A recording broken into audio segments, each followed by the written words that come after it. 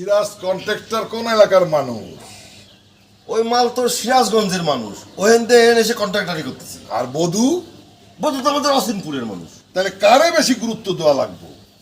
মেয়া ভাই হিসাবে তো বধুরে গুরুত্ব দেওয়া উচিত। তাহলে বধুরে খুঁজে বার কর। ওই হারামজাদার জন্য আমি মহাবিপদের মধ্যে আছি।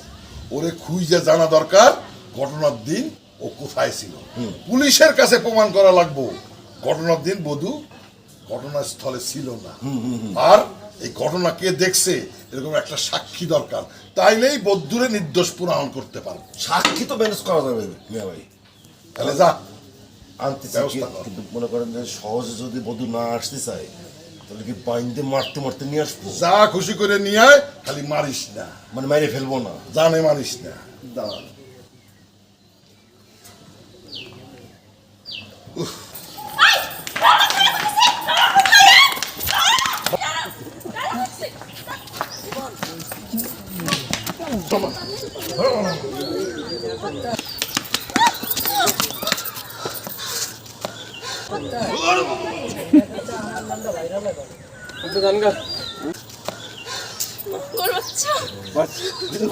এমনি তো সারাক্ষণ দৌড়ের উপরেই থাকে, আবার নতুন আবার আমার কথার মধ্যে কথা কওয়ার চেষ্টা করতেছস।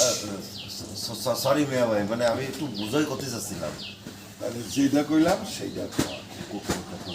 মনের আগুনের চেয়ে মনের আগুন বেশি ভয়ঙ্কর, সেইখানে আগুন লাগাই।